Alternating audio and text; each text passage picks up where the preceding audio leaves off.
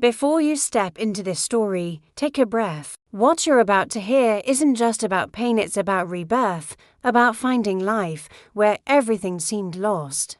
If you believe in second chances, in the quiet strength that lives inside every broken soul, this story is for you. Tell me in the comments, where in the world are you listening from? I'd love to know which city, which country, is sharing this moment with me. Let's see how far courage can travel.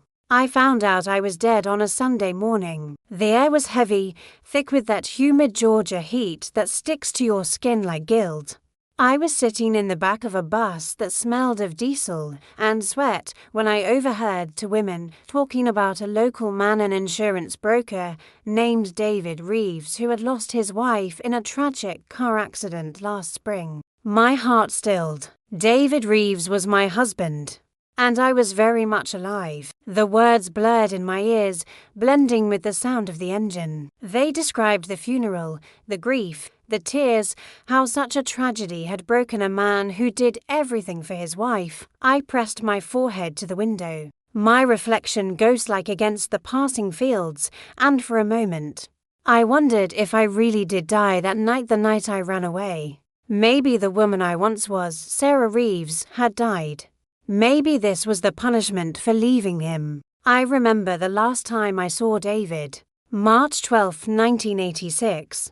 The night smelled of gasoline and whiskey. He stood in the doorway of our kitchen, his tie undone, his eyes darker than the space between us. The fight started small, something about the bills or the dinner being cold, but it grew into something monstrous, something with claws and breath. I still hear the sound of the glass shattering against the floor, the sting of his words, "You're nothing without me, Sarah.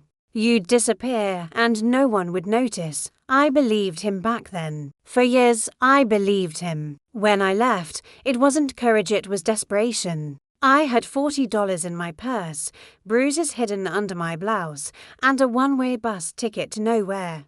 I slept in motels where the wallpaper peeled like old skin, cleaned rooms under fake names, tried to forget the woman who once ironed his shirts and smiled for the neighbors. I thought distance could erase him, but then that bus ride happened, and suddenly he found a new way to trap me. He killed me, at least on paper. That realization burned through my chest like acid. The more I thought about it, the clearer it became. The death certificate, the insurance payout, the sympathy from friends, it was all part of his plan. David had rewritten the ending of our story, turned my escape into a tragedy that made him look like a grieving saint. And now I had a choice. I could stay hidden, let the world believe I was gone forever. Or I could return and haunt him in the one place he'd never expect. Because just last week, I'd seen a photograph in a local newspaper. David Reeves, smiling beside a young woman in white, announcing their upcoming wedding at the St. James Church. The caption said, "A new chapter begins." I folded that paper in half and whispered to myself, "Then let's finish the story." The morning after he told me I was better off gone, I packed what was left of my life into a single suitcase. The walls of that house, once painted in the color of spring, now looked like tombstones to me, gray, hollow, and cold. The silence between us had grown so thick that even the ticking clock seemed afraid to break it. I left before sunrise without saying goodbye. No note, no glance back. Just the sound of gravel under my shoes and the hollow beat of my heart trying to remember what freedom felt like. For months, I drifted between places like a shadow. A small motel outside Richmond became my shelter. I used a fake name, Eleanor Finch. It felt foreign at first, like wearing someone else's skin, but soon it became my armor. I found work cleaning rooms in a roadside inn, earning just enough to stay invisible. Every time I passed a mirror, I barely recognized myself, thinner, quieter, older. It's strange how grief doesn't always cry, it sometimes just fades you. I thought I had escaped him, but evil, I learned, doesn't end when you leave, it festers, waiting to be seen again. One cold afternoon, while I was changing the sheets in room 12, I heard a man's voice on the TV. It was him. My husband. Smiling, speaking at some business event. After my wife's tragic death, the words froze me in place. Death, my body went cold. He wasn't saying I lost my life, he was saying I was dead. Officially. Publicly. I turned up the volume, hands shaking. The reporter mentioned a car accident, a funeral, condolences from the community. My name, my picture, the one from our wedding, flashed on the screen. There I was, smiling in a white dress, and beneath it the caption, "Beloved wife of Richard Holloway, gone too soon." I couldn't breathe. For a moment, I thought maybe I had died. Maybe this was some cruel in-between. But the pounding of my heart said otherwise. Days passed before I gathered the courage to make a call. I dialed the number of an old friend, just to hear a familiar voice. She gasped when I spoke. "Oh my God, Sarah. Is this really you?" "They said you died." She told me how the entire town had attended my funeral, how my husband had cried at the front, shaking hands, accepting sympathy. "He looked devastated," she said. "He said you lost control on the bridge, that bridge." I knew it. It was where we used to drive on Sundays, his hand always firm on the wheel, mine trembling under his control. He chose that place on purpose. He wanted the story to sound poetic, believable. My death, staged in the same place he once promised forever. I wanted to scream, to show up in town and tear down the lie he built. But fear held me hostage again. What if he found me? What if the police didn't believe me? He was powerful, wealthy, respected, a man whose lies could become anyone's truth. So I did the only thing I could. I stayed silent, watching my own obituary spread through the world like wildfire. At night, I'd sit by the motel window and imagine him sipping wine, sleeping soundly, telling himself I was gone for good. But inside me, something began to change. The grief twisted into rage, the kind that burns quietly like coal under ash. I had lost everything: my name, my home, my identity, but not my truth. And the truth, I decided, wasn't going to die with me. It was nearly a year after my death when I saw his face again. I was in a small diner off Route 17, sipping cheap coffee and pretending to read the classifieds, when the morning paper slid across the counter. The waitress dropped it beside me, the headline blurring under my eyes. Prominent banker Richard Holloway to wed young associate. There he was. My husband. My widower. My murderer of truth. Smiling in a crisp suit, arm around a woman half his age. I stared at the photograph until the words disappeared. My chest felt hollow, like something inside me had finally broken free and left me empty. Beneath the article was a detail so absurd it made me laugh. My own funeral had been held in the same church where his new wedding would take place. St. Matthew's, the white chapel on the hill. The irony tasted bitter. That night, I sat in my motel room surrounded by newspaper clippings and old memories. I thought of the girl I had been, the wife who cooked, who forgave, who stayed, the woman who scrubbed lipstick off his collars and told herself love was supposed to hurt. That woman was gone. The one sitting in the dark now had nothing left to lose. I began to plan. Not for revenge, not even for justice, just for truth. I wanted him to see the ghost he'd created, to feel the chill of the lie he built.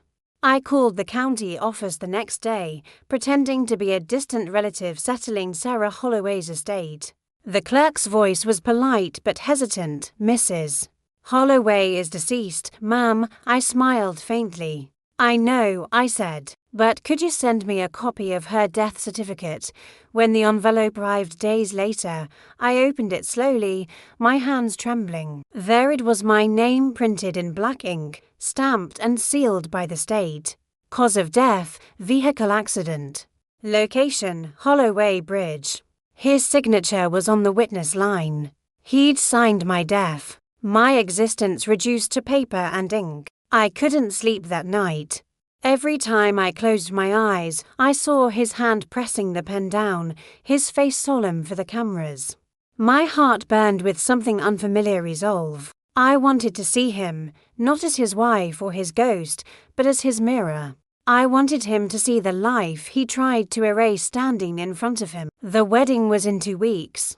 I borrowed a dress from a thrift store, a plain black one with a small tear near the hem, and dyed my hair darker to avoid recognition. My reflection in the cracked motel mirror was haunting. I looked like someone who had already buried too many versions of herself. The morning of the wedding, the sky was an endless grey. I took the first bus out of town, sitting near the back, my fingers twisting the edge of the death certificate hidden in my purse. The closer we got, the tighter my chest grew. When I saw the steeple of St. Matthew's in the distance, I almost turned back. But ghosts don't run, they haunt. When I arrived, the church bells were already ringing. Guests filled the lawn, laughing, dressed in pastel and silk. I stood across the street beneath an old oak tree, watching. My hands were cold, my pulse loud in my ears. Then the doors opened. He stepped out, smiling, holding his new bride's hand. The world saw love. I saw a lie so carefully built it almost looked holy. For a moment, he turned his head and our eyes met. His smile faltered. His body froze. I could see it, the disbelief, the terror creeping into his face. And I realized, in that instant, I wasn't the ghost anymore, he was. For a few endless seconds, no one noticed me. I stood there at the edge of the crowd, half hidden behind the oak tree, my heart pounding so violently I could taste metal in my mouth. The air smelled of lilies and champagne, laughter floating across the churchyard like confetti. But his face, the way his eyes widened, his jaw clenched, the color draining from his skin was enough to silence the world around me. He blinked once, twice. Then he looked away, too fast, gripping his new wife's hand tighter, whispering something into her ear. I saw the tremor in his fingers. Maybe he thought I was a hallucination, a trick of light, a punishment crawling out of the past to mock his perfect new life. I took a slow step forward, then another. My heels sank into the damp grass, leaving small imprints behind, proof that I was real. When I reached the sidewalk, a gust of wind blew through the crowd, catching my hair and lifting the hem of my dress. A woman nearby turned her head, frowning. I could hear murmurs, faint, curious. "Isn't that? No, it can't be. She died." Their whispers fed me courage. For years, my silence had protected him. Now it was breaking him. I waited until the photographer raised his camera, shouting for everyone to smile. That's when I stepped fully into view. The lens turned toward me. The flash went off. I saw his face twist, his bride's confusion turning to fear. Someone gasped loudly. And just like that, the wedding stopped. He dropped the champagne glass he was holding. It shattered against the concrete, the sound sharp as thunder. "Sarah," he said, his voice barely audible, almost pleading. His bride turned to him, her expression collapsing. "Who is she?" I didn't answer immediately. I walked closer, the world narrowing until only the three of us existed. "You tell her," I said softly. "Tell her who I am." He took a step back. His lips moved but no words came. I could see his pulse beating wildly at his neck, his perfect composure crumbling with every breath. "This isn't real," he murmured. "You're dead. I buried you." "Did you?" I asked, holding up the folded paper I had carried for weeks, the death certificate. The wind caught it, snapping it open so everyone could see my name, the seal, his signature. "You didn't bury me, Richard. You buried the truth." Gasps rippled through the crowd. His bride backed away, tears spilling down her face. Cameras clicked, people shouted. It was chaos. And in the center of it all, he looked at me like a man watching his empire burn. He tried to reach for me, maybe to stop me, maybe to beg, but I stepped back. "Don't," I said, my voice breaking. "You already killed me once." Then I turned and walked away, my body trembling but my steps steady. Behind me, I heard shouting, the frantic crackle of police radios, the low hum of scandal beginning to bloom. I didn't look back. I didn't need to. For the first time in years, I wasn't invisible. When I reached the main road, the adrenaline began to fade, replaced by a hollow ache. I hadn't planned what came next. I only knew I couldn't disappear again. I needed to tell my story not for vengeance, but for the girl who once believed love was her only home. I checked into a small inn 2 towns over that night. The receptionist gave me a kind smile, asked if I was in town for the wedding she'd seen on the news. Sort of, I said, my voice quiet. When I entered the room, I sat on the bed, the moonlight spilling across the floor. My hands still shook, my heart still raced, but for the first time, I felt alive. Somewhere out there, he was realizing his lies had limits. That ghosts, no matter how deeply buried, don't stay underground forever. The next morning, my face was everywhere. On the news. On social media. Even on the cover of the local paper someone had left outside my door. Woman presumed dead interrupts wedding in dramatic twist. Beneath it, a blurry photo of me standing in the sunlight, his expression frozen beside me, half shock, half terror. For a long time, I just stared at it. The ink smudged slightly under my fingertips. I should have felt victorious, maybe even vindicated. Instead, I felt hollow, like I'd traded one kind of prison for another. The phone in my room rang that afternoon. I froze. The sound was sharp, insistent. When I finally picked it up, no one spoke. I could hear only the faint rhythm of breathing on the other end. Then a voice, low and trembling. "You destroyed me." It was him. I hung up without answering. My hands were shaking so badly I could barely hold the receiver. He called again and again. Each time, I let it ring until the noise became unbearable. Then I unplugged the phone and sat on the carpet, knees to my chest, listening to the silence throb in my ears. By nightfall, the reporters had found me. Cameras flashed outside the window, the hum of curiosity growing louder by the hour. Everyone wanted to know how I'd survived, why I'd stayed away, what had really happened in that house years ago. The truth was complicated.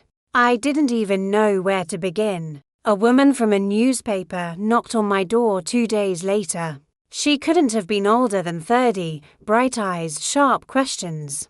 "We want to help you tell your story," she said. "People deserve to know what he did." But part of me wasn't ready. I hadn't even told my mother I was alive. I hadn't heard her voice in 7 years. The guilt gnawed at me like rust. That night, I finally called her. The line rang for times before she answered. "Hello," her voice was older, thinner, like it carried years of waiting. "Mom," I whispered. There was a pause. A soft, broken inhale. Then, "Sarah," I couldn't speak. Tears streamed down my face, soaking the phone against my cheek. For a long time, neither of us said a word. Only breathing. Only years collapsing into the sound of 2 people realizing they had both survived something unimaginable. When she finally spoke, her words trembled. "They told me you were gone. I prayed every night for you to come home. I wanted to," I said. "I just couldn't." He made sure of that. The silence that followed was heavy, filled with everything I had never said. She didn't ask for details, not yet. Mothers always know when not to. Before hanging up, she said softly, "Come home, sweetheart." Whatever he did, it's over now, but she was wrong. It wasn't over. Because 2 days later, the police came. A knock at the door, firm and rhythmic. "Miss Tent, we need you to come with us." They told me I was part of an ongoing investigation: fraud, falsified documents, identity concealment. His lawyers had filed a statement claiming I had helped fake my own death to frame him, to ruin his reputation. The room seemed to tilt. My stomach twisted. For a moment, I couldn't breathe. At the station, I sat under the harsh fluorescent light, staring at my reflection in the metal table. I looked older, tired. My story sounded impossible even to me, a woman forced into silence, then resurrected by her own rage. The detective, a middle-aged man with soft eyes, closed his notebook. "You're not in trouble," he said quietly. But you need to tell us everything, so I did. For the next 4 hours, I told them everything from the night he hit me to the bruises I hid under long sleeves, the way he forged papers, the way he convinced everyone I had been in the car that went off the bridge. When I finished, the detective just sat there. Then he nodded slowly. "We'll take it from here." As I walked out of the station, the cold air hit my face like a baptism. The world was still loud, still chaotic, but something inside me had shifted. I wasn't his ghost anymore. I was the proof he couldn't bury. And for the first time since the night I died, I looked up at the morning sky and felt something close to peace. The courthouse smelled like dust and fear. I could feel it on my tongue, dry and metallic, as if the air itself carried the weight of everything I'd buried. Cameras clicked outside the doors, the low murmur of reporters rising like a tide. Everyone wanted to see the woman who came back from the dead and the man who'd sent her there. He sat only 20 feet away from me, wearing that same smug, polished expression he always wore in public. The perfect husband. The respectable banker. The man who once swore he loved me so much he couldn't live without me. Now, watching him shift in his seat, I finally realized the truth. He had never loved me. He loved the control. His lawyer painted me as unstable, manipulative, obsessed. A woman who had faked her death out of revenge. I could almost admire their performance. The charm, the confidence. It was the same mask he used to wear at parties, smiling while I stood in the corner, pretending not to exist. But when my turn came to speak, the courtroom fell silent. I could feel every heartbeat echoing in my chest as I stood. "I didn't fake my death," I began. "I survived his attempt to erase me." The judge's gaze softened. The lawyer's smile faltered. And for the next 2 hours, I told the story I'd been too afraid to tell for years. About the night he hit me while I was pregnant. About the days I spent hiding bruises under long sleeves and excuses. About the bank accounts he drained, the isolation, the gaslighting so deep I questioned my own mind. I told them how he'd planned the crash, how he told me to drive to my mother's, how the brakes failed halfway there, how I'd crawled out of that river in the dark and watched the news say my name like I was already gone. And then I said the words that had been burning inside me for years. He didn't just kill the woman he married. He killed every version of me that believed she deserved to be loved that way. The courtroom was still. I saw his mother in the back row, eyes glistening. For the first time, she didn't look at me with pity. She looked at him with something like horror. When the verdict came weeks later, guilty of fraud, assault, attempted manslaughter, I didn't cry. I thought I would. But instead, I felt something quieter. A kind of peace I hadn't known in decades. Reporters swarmed outside, asking how it felt to win. I told them the truth. There are no winners when survival is the prize. That night, I went back to my mother's house, the same one I'd run from all those years ago. The wallpaper was peeling, the air smelled like lavender and thyme. I slept in my old room, surrounded by the ghosts of photographs and dreams I once thought I'd never reclaim. At dawn, I sat by the window and watched the sunlight spill across the floorboards. It hit my hands, and for the first time, they didn't tremble. Sometimes I still dream of the river, of the headlights fading into black water, of my reflection floating beside me, asking if I'm ready to live again. Every time, I whisper the same answer. Yes, the silence after the verdict was louder than the trial itself. For months, my life had been consumed by noise, reporters, lawyers, voices calling me brave or broken. But when it all ended, when his sentence was read and the cameras turned away, I was left alone with a sound I hadn't heard in years. My own breathing, uneven, real, alive. I moved into a small apartment near the edge of town, a place that smelled like fresh paint and new beginnings. The walls were bare, the bed too large for one person, but there was peace in the emptiness. I could finally move without asking permission, sleep without flinching at footsteps in the hallway. Still, freedom was not what I imagined. There were nights when I'd wake up gasping, convinced I'd heard his keys at the door. My hands would tremble as I reached for the lamp, only to see the empty room staring back. Some ghosts don't haunt places, they haunt habits. I spent my days working at a small florist shop owned by an old friend of my mother's. The scent of soil and petals was grounding. There was something poetic about arranging flowers for people who still believed in love. Sometimes brides would come in, glowing with the same naive joy I once carried, and I'd have to step outside for air. Watching them made me ache not with envy, but with mourning for the girl I used to be. Every Saturday, I'd visit the river, the same one that almost became my grave. I'd sit by the water and toss in a single white lily. Not for him, but for her, for the woman I used to be, the one who didn't make it out of that car but gave me the strength to crawl from the wreckage. I never stayed long, just enough to remember that I had survived something meant to end me. One evening, about 6 months after the trial, I received a letter. No return address. Inside was a single photograph of me, taken from a distance, leaving the courthouse. On the back, in his handwriting, were 3 words, "You'll never be free." My hands shook as I read it, but this time I didn't cry. I burned the letter in the sink and watched the ashes swirl down the drain. I realized then that freedom isn't about being untouchable, it's about refusing to be owned by fear. A few weeks later, I decided to change my name. Not legally, not yet, just in my heart. I started signing my letters and journal entries with a name that felt new but familiar. I wasn't erasing who I was. I was rewriting her ending. One morning, I looked in the mirror and didn't recognize the woman staring back. Her hair was streaked with grey, her skin lined with time and pain, but her eyes were steady. She wasn't hiding anymore.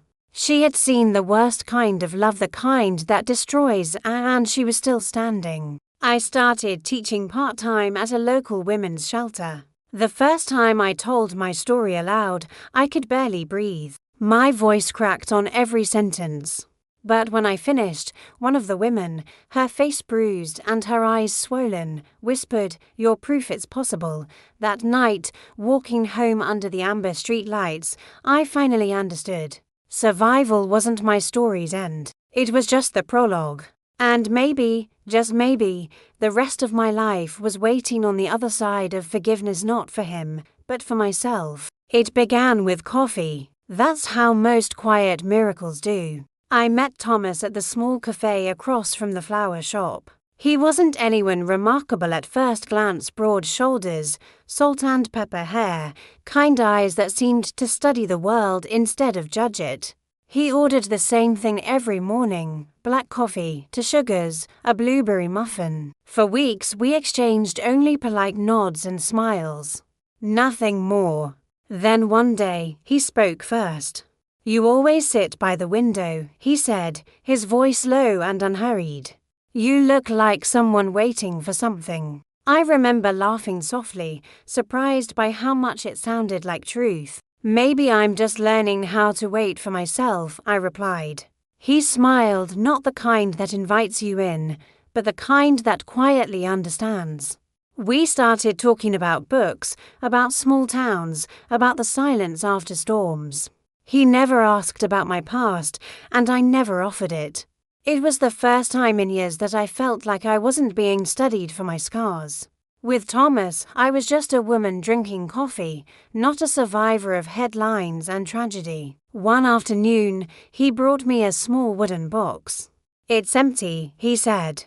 "But sometimes keeping a space for hope helps it find you." Inside the box, I placed a tiny pressed flower from the shop, a reminder that beauty can be fragile and still endure. For months, our friendship grew in small, ordinary ways: shared lunches, quiet walks, letters tucked into the cafe's tip jar. Nothing about it felt like romance, yet everything about it felt like healing. I began to laugh again, that deep, unguarded laugh I hadn't heard from myself in years. The kind that feels like freedom wearing skin. But freedom came with its own fear. One evening, as we closed the shop, Thomas asked, "Have you ever thought of leaving this place?" I froze. For years, running had been my only form of survival. But now, leaving felt different. It wasn't about escaping someone else, it was about meeting the woman I was becoming. That night, I stood by the mirror, touching the faint scar near my temple, the one that still whispered of the car crash, the lies, the funeral. For the first time, it didn't make me flinch. It made me grateful. Every mark was proof that I'd lived through what was meant to erase me. I started to write again, not diaries this time, but stories. About women who survived, who rebuilt, who learned that healing isn't about forgetting. It's about remembering without breaking. I didn't write them for anyone else at first. But when Thomas found one of my drafts, he looked at me with those steady eyes and said, "The world needs this." Weeks later, a small magazine published my first story. Seeing my words in print felt like standing under sunlight after years underground. My name, my new name beneath the title, felt like a resurrection. I still visited the river sometimes. I'd sit by the water, feeling its quiet pull, and think of all the versions of me that had drowned and all the ones that had learned to swim. I wasn't waiting anymore. I was living. And maybe that was the greatest revenge of all, not the trial, not the headlines, not the pity or applause. Just existing, just breathing, just choosing to love the world again after it had broken me. It was early autumn when I returned to the town I had once fled from. The leaves had started to turn, shades of gold and fire spreading across the hills like a soft apology from time itself. I told no one where I was going, not even Thomas. Some ghosts have to be faced alone. The church was smaller than I remembered. The same cracked steps, the same iron bell that used to ring for weddings and funerals alike. My heart thudded against my ribs as I stood before it, staring at the place where I had once watched my own coffin being lowered into the ground. My name, my real name, was still carved on that headstone, half covered by ivy. Margaret Collins. 1953 to 2003. I knelt before it, tracing the worn letters with trembling fingers. It felt like touching someone else's life, someone I used to be but could never return to. The woman buried here had been broken, silenced, and erased. The one standing above her was a survivor of her own death. For a long time, I said nothing. The air was still, except for the faint hum of crickets and the whisper of wind through the trees. Then I spoke, not to the stone, but to the memory of him, the man who had made me disappear. "You didn't win," I whispered. "You thought you could bury me, but all you did was plant me." And I grew back stronger. I hadn't seen him since that day at the wedding. The last image of him still haunted me, his face pale with shock, his new bride frozen, the whispers spreading like wildfire. The police came soon after, the lies untangled, the truth laid bare. But justice never feels clean. It's messy, incomplete, leaving edges that never quite fit back together. I placed a small white flower on the grave, a truce between who I was and who I had become. Then I turned to leave. That's when I saw her, his daughter, Clara. She couldn't have been more than 20, her mother's eyes, his mouth. She approached slowly, uncertain. Are you her?" she asked, voice trembling. I nodded. I said softly. She looked at the grave, then back at me. "He's dying," she whispered. "He wanted to see you before." Her words hung in the air like a plea. For a moment, the old pain surged, the betrayal, the fear, the years stolen from me. But then something inside me settled. I shook my head gently. "There's nothing left to say," I said. "He buried me once. Let him live with the silence he created." Clara's eyes filled with tears, but she didn't argue. She simply nodded and whispered, "I'm sorry." As I walked away, the wind lifted the edges of my coat, and I felt strangely light.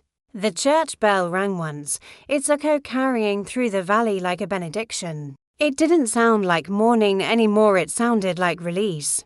Driving back, I realized I no longer felt the need to hide. My name, my face, my story, they belonged to me again. The funeral I had attended all those years ago wasn't just for the woman I had been. It was for the life I no longer needed to carry. When I reached home, Thomas was waiting by the porch, a cup of coffee in his hands and that familiar steady look in his eyes. I smiled as I walked toward him, feeling the weight of decades finally lift. I said goodbye, I told him. He nodded, no questions, just quiet understanding. And in that silence, I knew I had finally outlived my past. People often ask me why I told my story after so many years of silence. The truth is, for the longest time, I didn't have the words. Pain doesn't speak, it swallows. It buries you under its weight until you start to believe that maybe you belong there, under the dirt of someone else's choices. But pain changes shape with time. It becomes memory, and memory, if you let it, becomes strength. I learned that the moment I stopped running from who I was and started walking toward who I could still be. I used to think survival was just about breathing, about getting through one more day. But survival is more than that. It's about reclaiming the parts of you that someone else tried to destroy. It's about standing in the light, even when your hands are still shaking. Sometimes I still wake up in the middle of the night and hear the echo of that church bell from years ago. Not as a reminder of death, but as a call to life, a quiet promise that I was never meant to disappear. The woman who once stood behind a coffin with her name on it thought she had lost everything. But today, I know she was being reborn. Every scar became a map, every silence a sentence waiting to be spoken. When I look in the mirror now, I see both women, the one who died and the one who lived to tell the story. They coexist inside me like the two sides of a storm, destruction and renewal. I sometimes visit women's shelters, speaking to those who believe escape is impossible. I tell them not just my story, but the truth behind it, that courage isn't the absence of fear, it's the decision to move even when your knees are shaking. I see in their eyes the same flicker that once saved me, a stubborn, unyielding spark. If you're listening to me now, wherever you are, I want you to remember this. No one can erase you unless you let them. You are not the sum of what was done to you, nor the ashes of what you've lost. You are what remains after the storm, the voice that refuses to be buried, the light that survives the night. Because I attended my own funeral once. And it taught me that sometimes you have to die to be reborn, not in body, but in spirit. And when the sun rises after that kind of death, it feels different, softer, warmer. Like forgiveness or peace or something between the two. So, if you've ever felt like your story was over, I'm here to tell you it's not. You're still here. And that means it's just beginning.